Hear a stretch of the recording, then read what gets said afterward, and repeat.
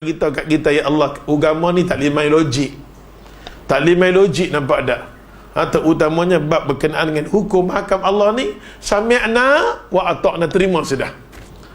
Kita boleh terima hukum hakam hak kapiak tu tanpa kita protes.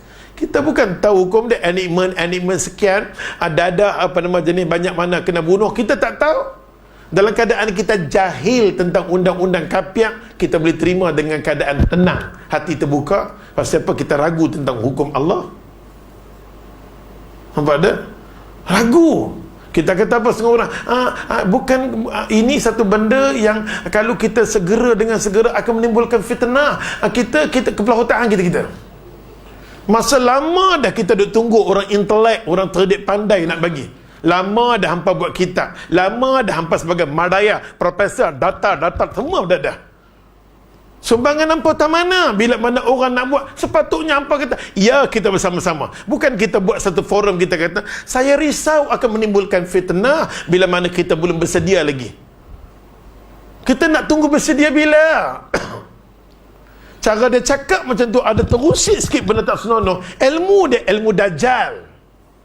Pasal Nabi kata akhir zaman ramai yang dikata ulama ni ulama Dajjal. Imam Syafi'i kata apa di akhir zaman? Di akhir zaman Imam Syafi'i kata yang kata ulama Dajjal, mereka berserban. Mereka berjubah. Zahir mereka nampak Islami, dalaman mereka penghancur bagi Islam. Nampak tak? Imam Syafi'i bagi tahu petanda di akhir zaman. Kita duk tengok pelingkup agama ni pun macam nampak tak? Kita nampak semua elok. Macam-macam menari dah. Kan? Nampak tak? Ada faham tu? Macam-macam menari dah. La ilaha illallah. Sudah dekat tu. Oleh sebab tu, ya Allah, ya Tuhan, kita rasa sedih bila mana undang-undang Allah kita kena pergi Dun angkat tangan, setuju tak setuju? Undang-undang Allah kita tanyakan manusia dulu. Lepas Dun kita buat pergi pula ke parlimen. Nak dapat persetujuan, setuju tak setuju? Undang-undang Allah, ya Allah, ya Allah, ya Allah, ya Allah, ya. Lepas tu buat pergi pula kepada raja-raja, yang ketiga. Lepas tu buat pergi pula kepada Kementerian Kesihatan. Cara nak potong tangan macam mana kesihatan, setuju tak setuju? Ada tak ada. Depa ada ke peralatan ni semua? Buat pergi pula kepada penjara, macam mana keadaan dia? Nak satu demi satu nak berpilih ni. Subhanallah, Allah duk tengok aja. Ya Allah, hukum aku dipermainkan di atas muka bumi. Hukum Yahudi sikit pun nampak tak pernah protes. Sedangkan hukum Yahudi pukul orang tu sampai pecah pungkuk dia. Kita tengok dah. Hukum aku tak luka sikit saja berhenti. Aku tidak membenarkan pukul sampai terdedah aurat. Pakai baju, tutup aurat dia, jaga kehormatan dia, jaga dia. Sekali saja jatuh hukum Allah, Allah buka pintu rahmat, ya Allah Tuhan. Sebagaimana berlaku di Madinatul Munawwarah.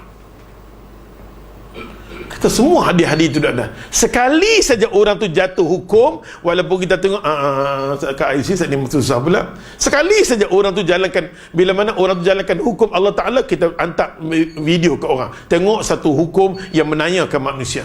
Sebelum dia nak jatuhkan hukum, dia peluk itu dulu. InsyaAllah hamba temu dengan Allah. Kalau hang mati pun dengan hukuman ni, hang dah confirm dah bersih di dunia. Allah nak panggil hang. Oleh kerana hang mati atas dasar hukum Allah Ta'ala, Allah buka rahmat dia seluas-luasnya. Bumi yang menjalankan hukum Allah Ta'ala. Satu. Yang kedua, hang sendiri, ya Allah Tuhan, akan tolong esok ni kami. Hang sendiri tolong. Orang tu mati demi menegakkan hukum Allah Ta'ala, dia tolong kita. Apa lagi kita mau? Kita hantar SMS ke orang, kita nak bagi orang gelak, nampak tak? Tengok hukum yang zalim. Pergi tengok dalam penjara kita lagi double zalim buat nanya ke orang. Betul tak? Islam tak benarkan tekan Ustaz Dul dalam penjara, dia tekan yang ni, saat ni dia tekan yang tu, dia terimbuk. Itu semua tak akan berlaku dalam sistem Islam. Tak boleh. Tak boleh. Tak boleh derakan dia, tak boleh nanyakan dia, tak boleh sebat dekat dia. Tak boleh. Islam tak benarkan macam tu. Allahu Akbar. Rotan ni nak pukul dia pun, ya Allah, mesti rata seluruhnya. Sampai tengok kerajaan negeri Brunei akan sumbang dekat kita. Dia buat satu museum macam mana undang-undang Islam nak dijalankan hudud. Yang kita nak buat ni berapa persen sangat. Baru mukadimah je nampak dah. Itu pun macam kiamat dah. La ilah Allah. Macam kiamat dah. Pasal kita dah sebati dengan Yahudi. Kita suka kat dia. Terus saya sama. Anti-Yahudi kepala otak hang. Dia duduk tepuk tangan dekat kita, dia duduk gelak dekat kita, nampak tak? Dia kata, aku kuat. Undang-undang aku, ekonomi aku, segala-galanya. Aku posok dekat orang, terutamanya orang Islam.